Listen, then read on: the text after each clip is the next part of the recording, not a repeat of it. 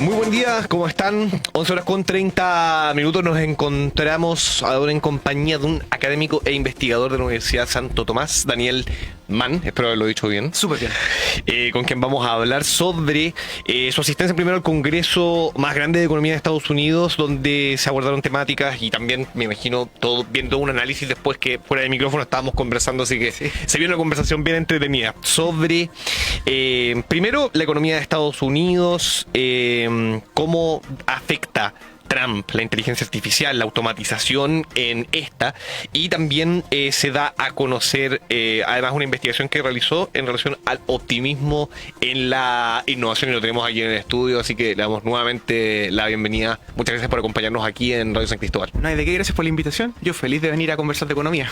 Por supuesto, de hecho ya fuera de micrófono, como les decíamos, estábamos, pero casi hicimos la entrevista entera antes de salir al aire. Hay muchas cosas que se pueden ver desde el análisis con la entrada nuevamente de Trump al poder.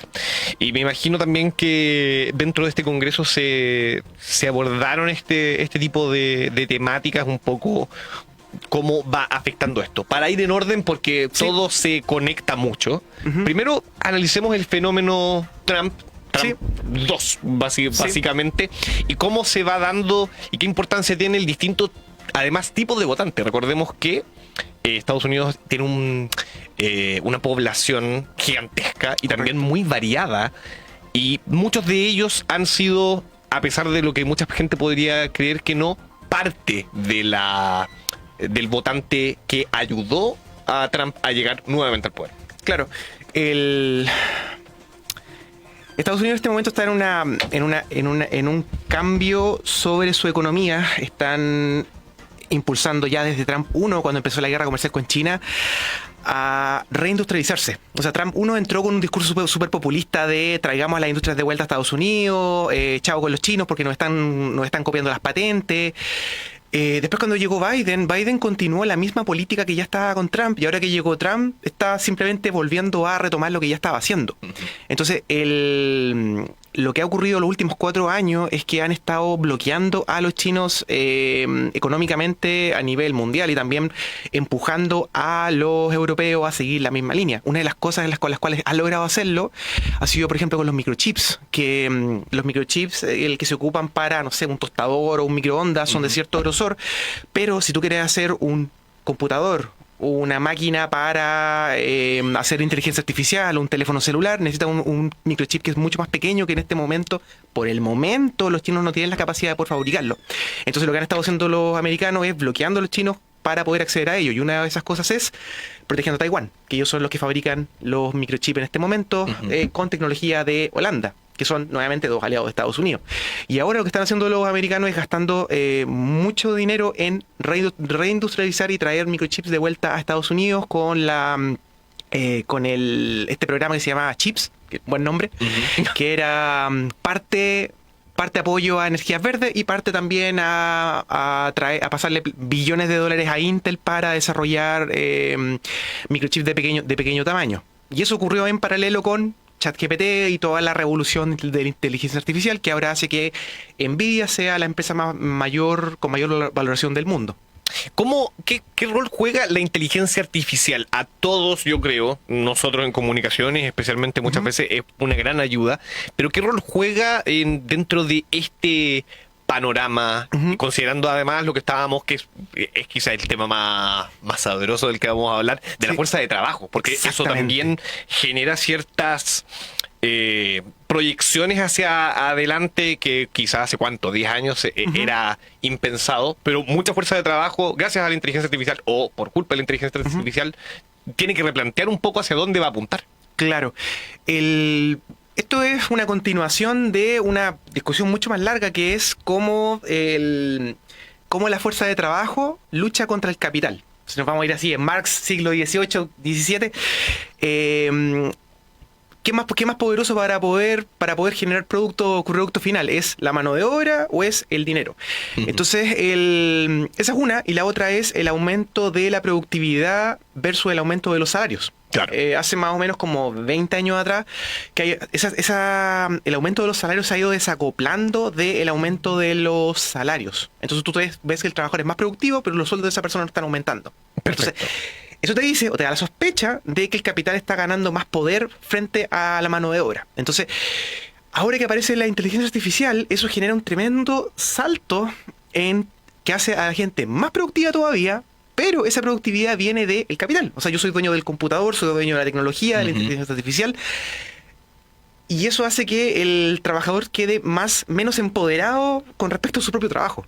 Por supuesto. Entonces, eso genera un tremendo efecto en cómo los sueldos van a ir cambiando, cómo la mano de obra a todos sentidos, especializada, no especializada, claro, va a cambiar su dinámica, su capacidad de producir, la cantidad de dinero que va a poder obtener de su trabajo. También hay puestos de trabajo que van a desaparecer, van a cambiar, van a ir mutando. Hay empresas que van a decidir simplemente despedir a departamentos completos porque ahora son reemplazados por otra cosa. Pero eso es parte de la destrucción creativa del chumpeteriana clásica. Igualmente se concentra quizá la mano de obra, porque detrás de cualquier inteligencia artificial, si bien hay inteligencias artificiales que pueden crear otras cosas por sí solas, siempre va a tener que estar el técnico, el desarrollador, alguien que entienda cómo funcionan los distintos programas. Es decir, todo se está incluso volcando más aún hacia lo que es la tecnología. En cualquier rubro, claro, yo me imagino que ahora va a ser, por ejemplo, pensemos incluso producción de alimentos, va a ser más importante el técnico porque va a saber cómo funciona la máquina que trabaja sola. Ya hay, de hecho, por ejemplo, máquinas en el campo que pueden cosechar, no sé, trigo, maíz, sola. Un trabajo que uno pensaría la gente del campo, así como lo que hablábamos en relación, por ejemplo, a la población rural de Estados Unidos, claro, ya son zonas que pueden seguir siendo rurales, pueden seguir siendo tierra, pero las máquinas que lo trabajan ya están funcionando, algunas, entiendo que esto es como prototipaje, pero con chip, manejándose solas. Sí, hay harta autonomía. Lo que pasa es que, por lo menos en el caso agrícola en Estados Unidos, es mucho más industrializado. Claro. El agro en Estados Unidos es industrializado, no es de pequeños granjeros que tienen su campo. Son grandes hectáreas con empresas gigantescas. Entonces el negocio de la agricultura se ha ido agregando en grandes extensiones de campo. Por supuesto.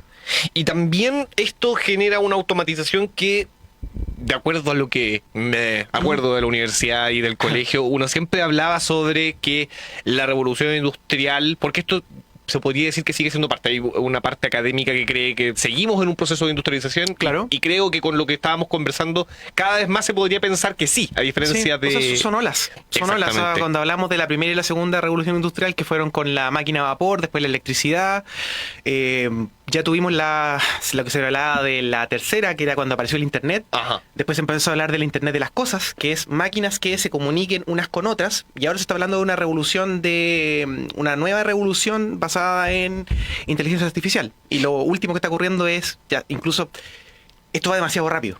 O sea, hace 2 años atrás no existía ChatGPT y ahora estamos hablando de que esto va a empezar a ocurrir este año. Agentes, que es una inteligencia artificial que se logra comunicar con aplicaciones, con otras inteligencias artificiales y empieza a operar como no un humano, pero un agente digital. Claro. Y esto va también hacia el camino de la automatización, que exacto, en muchas industrias, pero que quizá no se sentía tanto, o quizá porque ya pasó hace mucho tiempo, no se sentía mucho el impacto. Me imagino que ahí también va a entrar a ocupar espacios que hoy día estaban ocupando las personas. Claro. Por dar un ejemplo, estaba leyendo la semana pasada que hablaba un jefe de un fondo de Venture Capital en Estados Unidos que decía, un equipo de 6 abogados se demora 3 semanas en generar un contrato para levantamiento de fondos. Ahora esto se puede hacer en un 95% por una inteligencia artificial. Entonces, eso implica que tiemblan los abogados. Claro. Entonces, ese 5% que queda, en vez de contratar a 6 abogados junior y un jefe, un abogado senior, le van a pagar por ese 5% que queda al abogado senior y los otros 6 abogados juniors desaparecen. Entonces ahí se va concentrando el poder en los que ya tienen la experiencia, los que ya tienen el know-how, y el resto empieza a quedar un poco más relegado. Ahora, me imagino que también esto es una nueva oportunidad para que, por ejemplo, los profesionales que estarían dejándose de lado gracias a estas tecnologías puedan apuntar hacia otros mercados que quizás no pueden pagar esta tecnología, porque igual todo tiene un costo detrás. Por supuesto. Bueno, eso es parte del concepto de la destrucción creativa, porque la tecnología va destruyendo mercados, pero al mismo tiempo va creando otros mercados. Por supuesto. Y eso también, no sé si a nivel social está visto, porque siempre, en el caso de la industria de automatización, a nivel social se criticaba mucho de repente que se iba a países con menores recursos y se utilizaba muchas veces lo que se hablaba bajo condiciones menos que favorables, Claro. a muchas veces masa trabajadora que no debería haber estado trabajando, por ejemplo, como niños, etcétera, que quizás que quizás estoy antigua, ojo, pero mano de obra barata de países menos desarrollados que aprovechaban, por ejemplo, no sé, la industria textil, manufacturera, etcétera. Eso es un factor social que, primero, corrígeme si estoy mal, porque eso puede ser historia muy antigua, pero que también se podría ir eliminando esta externalidad negativa gracias a esta industrialización, automatización, inteligencia artificial. Bueno, como ejemplo, te puedo decir que claro, los países industrializados en algún momento se dieron cuenta de que en ciertos mercados y en ciertas condiciones era más barato tercerizar la producción a países en vías de desarrollo, donde el trabajador se le pagaba mucho menos y en vez de tener una máquina, le pagaban y la persona lo hacía a mano. Ahí la famosa fábrica de iPhones, Foxconn, por ejemplo, que eran líneas completas de producción en la cual habían gente produciendo a mano los teléfonos, ensamblando. Durante la pandemia le pasó a los americanos que se dieron cuenta, dado que las fronteras se cerraron, que ya no era tan fácil importar, se empezaron a dar cuenta de que si ellos levantaban fábricas automatizadas, porque la mano de obra ya es más cara, lograban ser competitivos con las alternativas de traer cosas de China, de Malasia. Perfecto. Y eso generó el incentivo para decir, momento, podemos volver a hacer un Made in America. Y ahí empezaron a avanzar con la reindustrialización del país. Entonces, lo que se espera de la próxima década es que este concepto de la globalización que se ha visto en los últimos 50 años, básicamente, desde el final de la Segunda Guerra Mundial, es que las cadenas de suministro se van a ir volviendo más cortas. O sea, no sé si te acuerdas para la pandemia, por ejemplo, que de repente había déficit de containers o no llegaban los productos. Eso era porque si tú querías fabricar cualquier cosa, tú tenías el perno que se hacía en China, después se mandaba a Malasia, después se mandaba a Taiwán, después se mandaba al ensamblador en California y después recién de ahí se mandaba a los otros países como cliente. Entonces ahora lo que se espera es que las cadenas de suministro sean más cortas y se fabrique con los países más cercanos. Perfecto. Van a haber esferas de influencia. Y ahí está, por ejemplo, Estados Unidos con México y Canadá, que Trump 1 hizo el nuevo NAFTA, y ahora ¿qué hizo Trump? Antes de siquiera ser presidente, ¿qué hizo? Se peleó con Canadá y se peleó con México. Empezó al tiro a mostrar los dientes. O sea, a Canadá... Esto siempre hay que tomarlo un poco como medio troleo, medio en serio, pero a Canadá le dijo... ustedes tienen un déficit de importaciones con nosotros, así que tienen que empezar a comprarnos petróleo nosotros, y si no les ponemos sanciones. Y el presidente dijo, el primer ministro canadiense dijo, es que con tus sanciones nos va a destruir. Bueno, entonces si ustedes no pueden sobrevivir así, conviértanse en otro estado más de Estados Unidos. Y después andaba subiendo a Twitter, como se llame, una foto de él mirando las montañas con una bandera canadiense. Si la cosa es trolear. Sí, exactamente.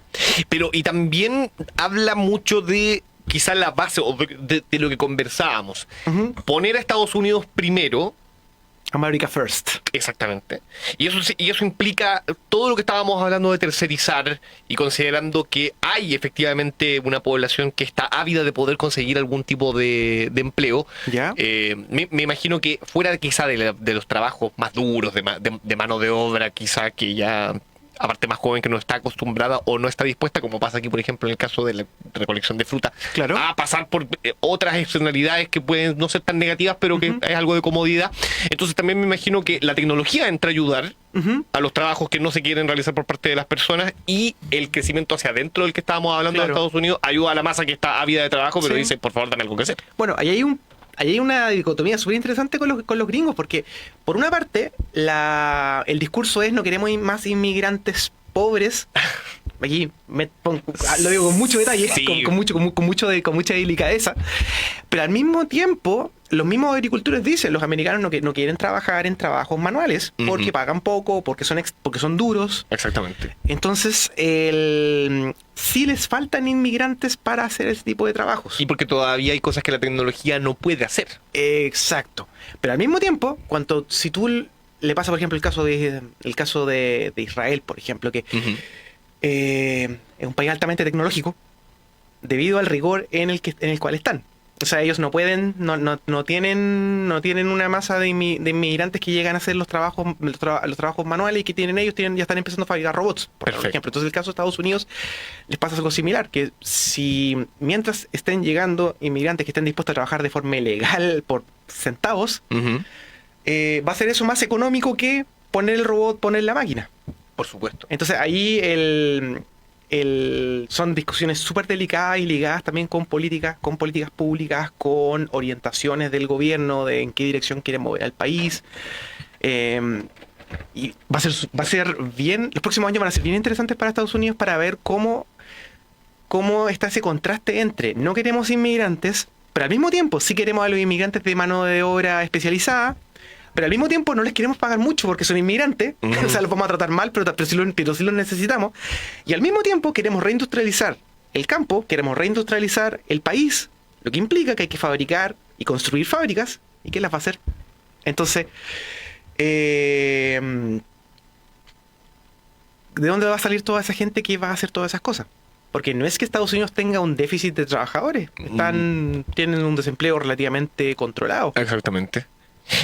Ahora, nos estábamos entreteniendo mucho en la conversación, pero también tenemos que hablar sobre la investigación que realizaste sobre optimismo en la innovación, porque todo esto es un poco dicotómico, porque estamos hablando de todos los beneficios de la innovación, pero que también hay gente que queda relegada, pero no tan relegada porque, por lo último que conversamos, por ejemplo, hay muchas cosas que no quieren hacer y que la tecnología entra a ayudar.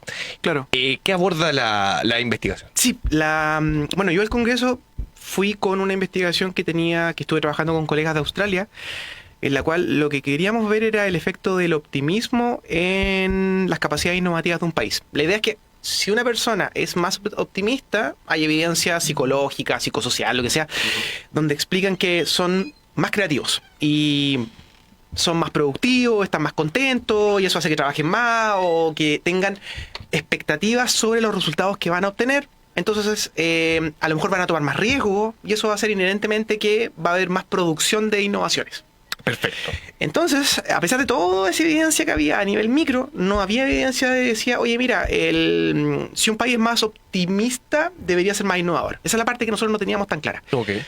Nos aprovechamos de data que teníamos de la Unión Europea, más países del BRICS, que alrededor como de 40, 50 países, en la cual les preguntaban a personas, individuos y empresas cuáles eran sus proyecciones con respecto al futuro, si están más optimistas o menos optimistas. Y parte de esa data ocurría también durante la pandemia, que ahí ocurren unos fenómenos bien especiales con respecto a qué tan optimistas o negativos o pesimistas estaban. Y contrastamos eso con diferentes medidas de producción producción, innovación e intentos de hacer innovación, o sea, patente, gasto en investigación y desarrollo, contratación de científicos, y lo que logramos fue que, por una parte, si la población está más optimista, eso va a llevar a un aumento de la productividad del país, o sea, hay más productividad, pero no aparecen resultados tangibles de innovación, que son, en este caso, la medida clásica es patentes. Ok, o sea, déjame adelantarme al estudio. Mi idea sería entonces que la innovación viene en momentos quizá más de crisis y la productividad se mantiene en momentos donde está un panorama más tranquilo. Bueno, aquí me estoy adelantando, pero una de las continuaciones de esta investigación es ver eso. Yo partí la investigación diciendo que la necesidad es la madre de la innovación. Una es la frase con la cual empezó toda la investigación y fue mutando un poco y terminamos hablando de optimismo, pero a la continuación ahora tratamos de ver eso. Perfecto. Pero hago una pausa bien cortita y después menciono eso. No, la productividad es un resultado. O sea, tú sumas todo lo que se gastó en mano de obra, todo lo que se gastó en compra de insumos, vemos los resultados finales tangibles, sacamos la resta y lo que no sale explicado ahí, uno dice, mira, el país es más productivo. Entonces, más optimismo, más productividad. Pero al mismo tiempo, cuando analizamos qué pasó con las innovaciones tangibles, en este caso, patentes, nos dimos cuenta que no había ninguna relación. Entonces la teoría que sale, lo que nosotros sospechamos es que si una persona es más optimista, va a intentar ser más innovador, van a haber algunas innovaciones incrementales, o sea, chiquititas, pero no van a aparecer esas innovaciones radicales, se necesita mucho más. Y al separar la muestra en países desarrollados y países en vías de desarrollo, ahí aparecen dos caminos completamente distintos. Y ahí el efecto de la productividad de países en vías de desarrollo es mucho más alto. Aparecen también que los países en vías de desarrollo, cuando están optimistas, tratan de gastar más plata en investigación y desarrollo, pero nuevamente no aparecen resultados. Perfecto. Entonces no va por ahí, no va por ahí la conversación para tratar de fomentar la capacidad innovativa de los países. Y ahí viene la segunda patita, que es la que quiero desarrollar este año, que es la idea de las crisis. Uh-huh. Entonces, una de las investigaciones que estoy empezando ahora es utilizar la crisis que está ocurriendo en Europa con el mercado energético para entender cómo están mejorando las capacidades innovativas en Alemania. Porque perfecto. Con la guerra de Ucrania, que esto también está súper relacionado con Trump, con la economía gringa y geopolítica, uh-huh. Es porque todo está conectado. Claro. Alemania tuvo una decisión súper grande que hacer cuando empezó la guerra en Ucrania. ¿Seguimos comprando la energía barata a los rusos o nos alineamos con el occidente y bloqueamos a los rusos y tenemos que conseguir la energía de otra parte? Uh-huh. Eso trajo como consecuencia que la energía en Alemania empezó a subir dramáticamente de precio. Ellos tenían mucha energía nuclear, pero después de Fukushima decidieron dejar de tener plantas nucleares. No así los franceses. Los franceses tienen como un 80% de su capacidad productiva en energía nuclear. Pero ellos no le compraban gas natural a los rusos en tanta medida. Entonces claro. Ellos siguen como están. Pero los alemanes no. Los alemanes tienen ahora un costo energético mucho más alto. Han sufrido harto con eso. Uh-huh. Incluso ahora están con cierre de fábricas porque no logran ser competitivos con el resto del mundo, dado que su costo energético ha subido. Claro. Entonces la premisa es, ok, veamos cómo se están volviendo más innovadores para poder solucionar todos sus problemas. Por supuesto. Entonces, mientras el sector automotriz está sufriendo, ya hay algunas evidencias que dicen que el sector energético está fuertemente enfocado a industrias verdes, de energías verdes, perdón, porque como es un sector que tiene mucho espacio para crecer y para desarrollar investigación y desarrollo y mejorar la productividad y la capacidad de generar energía cada vez más barata, ven una oportunidad a partir de la crisis en la cual están energéticamente.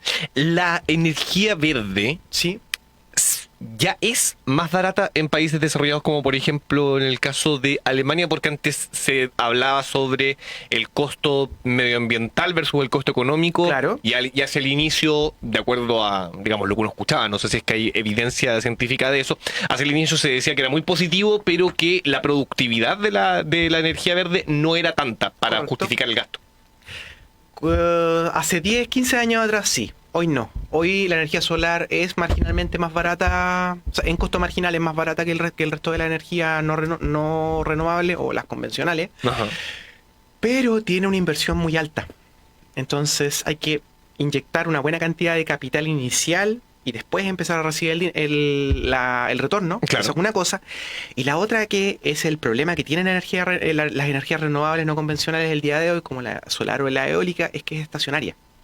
Cuando claro. tú tienes una planta nuclear, la planta nuclear se le llama de base, que funciona todo el día. Uh-huh. Cuando tú tienes una termoeléctrica, a carbón o petróleo, lo que sea, esa tiene la gracia que puede aumentar su productividad o disminuirla dependiendo de la demanda. Claro. Pero la solar y la eólica funcionan en función de cuánto sol hay o cuánto viento hay. Sí. Entonces, le pasa, por ejemplo, que cuando más energía se necesita, que es en la mañana y en la tarde, son las horas en las cuales no hay tanto sol. Claro. Entonces, ¿qué se hace con esa energía? ¿Se pierde? ¿Se va a apagar el panel solar? No se puede apagar el panel solar. Entonces tú tienes países en los cuales el desafío no es producir energía solar, el desafío es almacenarla, exactamente. Y ahí es cuando el hidrógeno verde aparece, porque la gracia del hidrógeno verde es que tú ocupas la energía solar o eólica, haces hidrólisis del agua, generas hidrógeno comprimido líquido, lo metes en un estanque y sorpresa, ahora tú puedes meter ese hidrógeno y se mueve como si fuera gas natural. Perfecto. Y esa es lo metes en un barco y lo puedes transportar a otra ciudad, lo puedes guardar, y también aparecen las baterías. Y ahí es cuando aparece el litio. Ah, perfecto. Porque si tú tienes una batería gigante, en la batería tú puedes guardar la energía y después puedes soltarla cuando realmente se necesita, que es en las horas de mayor demanda energética. Perfecto. Bueno, y ahí me imagino que se genera otra dicotomía porque después la batería sí contamina, entonces... O sea, los paneles solares y las aspas de viento también contaminan. Sí. Entonces uno está pasando un problema a otro sector solamente. Exactamente. Pero ahí me imagino que estas baterías, por ejemplo, las que se podría almacenar, energía producida por fuentes renovables, Sí. no convencionales. No sé si hasta esto se puede hablar de renovables no convencionales porque ya hay Sí, porque desarrollo, pero una represa es energía renovable convencional. perfecto. Yo digo por los años Sí, tranquilo. de desarrollo. Pero no, el punto es que ya, el tema de estas baterías, por ejemplo, o con lo mismo que pasa o con los, por ejemplo, autos eléctricos, etcétera. ¿Hay una solución al día de hoy para solucionar la externalidad de la contaminación para generar una industria 100% verde? 100% verde. Casi posible. Necesitamos menos humanos en el planeta para lograr eso. Pero sí hay que lograr cerrar el ciclo. O sea, si tú, por ejemplo, tú tienes un auto eléctrico con una batería de litio, esa batería tiene una vida útil. Cuando la vida útil de la batería se acaba, hay que hacer algo con ese litio, hay que poder reutilizarlo. Perfecto. Hay que poder desarmar la batería, hacer una nueva futuro. O sea, que no sea que se pierda el artículo. Por dar un ejemplo con el plástico, que Europa y Estados Unidos se las daban de ecológico y que reciclaban el plástico, y en realidad lo que estaban haciendo era metiéndolo en un barco que se lo llevaban los chinos de vuelta a su país, porque los chinos llegaban con el barco a Estados Unidos, bajaban los autos, agarraban el plástico y se lo llevaban de vuelta, no hacían nada con él, y de repente el 2015 más o menos dejaron de recibir plástico. ¿Y qué hicieron los gringos? En vez de empezar a hacer algo con el plástico, lo empezaron a mandar a Malasia, y de repente Malasia se llenó de plástico. Perfecto. Y después Malasia cerró las puertas del plástico, y ¿qué hicieron con todo ese plástico? Se lo llevaron a la India. Y así sucesivamente. Y así podemos hablar también del el horror que está ocurriendo en el Atacama, que está llegando ropa americana, ropa europea, y llegan al desierto y la queman. Porque en realidad no hay un incentivo económico real para los países desarrollados a reciclar, cuando es más fácil meterlo en un barco e ir a dejarlo a un lugar donde no vaya a molestar. Exactamente. O sea, sigue siendo más barato, por así decirlo. Claro, entonces mientras no estén los incentivos económicos para reciclar, nadie lo va a hacer porque las empresas son empresas privadas que maximizan recursos. Por supuesto. Y además también están, o por lo menos aquí, quizá y en los últimos minutos que nos quedan, ¿Sí? haciendo la bajada a Chile, todo el tema medioambiental quizá a nosotros como país quizá un poco más atrasado en lo que son estos avances políticos, cambios de visión medioambientales, igual están pegando en una producción, por ejemplo, que muchas veces tiene que competir en contra del Estado cuando se la regula y dice, ya, ¿sabes qué? Hoy día la población está migrando de la ciudad al campo, hoy día los mercados que nos compran están exigiéndonos que si producimos leche, carne, etcétera, sea bajo condiciones de carbono neutralidad, o que incluso podamos captar carbono a través de la alimentación. ¿Ya? Y todo eso, me imagino, es una especie de traba a este tipo de industrias, pero que por supuesto apunta hacia una economía más circular. Exactamente. Ojo, sí que la economía circular tiene que ser llevada por el gobierno. Porque, como había dicho anteriormente, el privado lo que le interesa es llegar a final de mes. Si no tiene un incentivo para reducir su huella de carbono, no lo va a hacer. Perfecto. Ahí ocurren escenarios de los cuales, por ejemplo, uno puede decir, oye, mira, los europeos solamente nos van a recibir la leche si es que nos certificamos de tal manera que vamos a disminuir nuestra huella de carbono. Perfecto. O cuando el gobierno dice, y aquí me salgo un poco de los agricultores, pero cuando dice necesitamos reducir la contaminación por leña, una cosa es prohibir las estufas a leña y después andar fiscalizando las estufas de leña, y otra cosa es planes de reconversión en la cual uno entrega su estufa de leña y te pasan una de pellet. Como lo que se ha hecho durante los últimos años, Exacto. hartos. Entonces es garrote versus zanahoria. La segunda alternativa es la que va a generar que efectivamente se reduzcan. Porque cuando una persona no tiene los medios para poder calefaccionarse y tiene frío, va a calefaccionarse como pueda, porque si no, va a estar pasando frío. Por dar un ejemplo un poco absurdo, los chinos, hace como 5 años atrás, se les ocurrió hacer algunos experimentos en los cuales subieron el costo de la energía. Y yo vi videos en los cuales los chinos en las zonas rurales se estaban calefaccionando con choclo, calefaccionando con jeans usados, quemaban lo que tuvieran disponible, porque estaban pasando frío. Claro. Y eso genera una contaminación gigantesca. Y eso es un poco quizá... no sé si el punto medio, pero es quizá la bajada de una curva de positividad o de positivismo en relación a cómo se puede generar un mundo más verde, una economía más verde, versus hasta dónde se puede llegar con la tecnología, con los recursos que se tienen en la actualidad. Claro. Hoy día la energía solar ya es cada vez más accesible. Correcto. Y asequible para las personas, cuando en un momento era algo bonito que se estuviera produciendo energía solar, Claro. no sé, en el desierto, pero que realmente las personas que podían invertir en esos paneles eran no movían mucho la balanza. Pero me imagino que siempre ese no se mueve mucho la balanza, da pie para que se empiece a masificar, para que entren más actores a ese mercado. Claro. Y para hacerlo más barato. Claro, bueno, en este momento, no sé cómo están no he revisado las tasas de crecimiento de paneles fotovoltaicos en el norte, pero yo tengo entendido que los últimos 20 años ha explotado la producción de energía solar en Chile, por una parte porque la tecnología ha mejorado y por la otra porque tenemos un desierto que es uno de los, que creo que es el desierto con El mayor más árido. radiación solar en el mundo. Ajá. Entonces tenemos un tremendo potencial para generar energía solar. Bueno, y ahí es cuando apareció la misión País de darle duro al tema del litio y al hidrógeno. Porque nosotros tenemos potencial de generar energía, pero no tenemos la capacidad de almacenarla. Por supuesto. Entonces ahí, ¿qué hacemos? Se vende, y cómo la vendemos, cómo la distribuimos. Sí, de hecho, eso es uno de los grandes problemas en el caso de lo que son los costos de energía, incluso, por ejemplo, con las plantas desaladoras de agua, en el caso El desafío energético. Sí, el desafío más que energético, por lo menos en el caso de la desalinización, yo sé que lo he conversado aquí para el diario, ha sido cómo esa agua desalinizada que puede ayudar a comunidades que estén cerca, se transporta. La tecnología para poder desalinizar y a distintas escalas ya está disponible, existe y no es tan cara, pero sí lo caro es moverla. ¿Cómo se hace? ¿A través de miles y miles de camiones de aljibe? No, sale muy caro y la benzina al final termina contaminando. Exacto.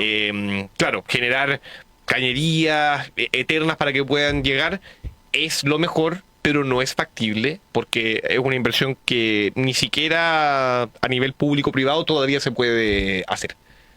O sea, depende. Hay que analizar cada caso en particular. Por supuesto, pero en general. Y te recuerdo que hace un par de años atrás había algún genio que quería sacar agua del Biobío y llevarla para Santiago.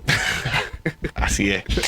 Bueno, y son todos casos que algunos tienen más lógica que otros, pero que muchas veces se ven frenados en lo que es el recurso, más que en lo que es la tecnología, o muchas veces falta una pieza de ese puzzle. Claro. Pero que igual sientan precedentes de qué es lo que se puede hacer en, ¿cuánto? 10 años, quizá menos. Hoy día todo está avanzando tan rápido, los mismos gobiernos, y para ir cerrando porque ya sí, nos van a matar acá, pero los mismos gobiernos, antes uno hablaba de un gobierno de cierto sector político durante 10 años y otros 10 años del otro. Hoy día es un periodo y vamos al siguiente y se cambia toda la estructura de cómo funciona el gobierno y a su vez también la relación entre un país y otro, cómo va a afectar, por ejemplo, Trump y después de un Biden, y son distintas, por así decirlo, Una pendularización de la política. Pendularización de la política, excelente nombre. Y también así con lo que es tecnología, con lo que son las energías y cómo, digamos, se va gestando el mundo a través de estos cambios.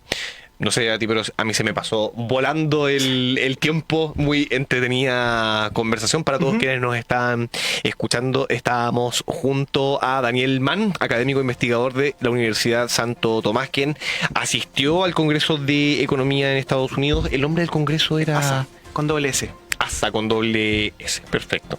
Donde se hablaron, y me imagino que con mucha mayor profundidad y mucho más, digamos, hechos que en esta conversación en relación a lo que fue inteligencia artificial, automatización, industrialización, pero que por cierto es extremadamente entretenido de conversación, no se nos hubiera pasado tan rápido el tiempo. Así que muchas gracias por el tiempo. Gracias por la invitación. Por supuesto. 12 horas con 4 minutos, los dejamos invitados como siempre a mantenerse en sintonía de Radio San Cristóbal 97.5 FM. ¿Esa es la hora? ¡Wow!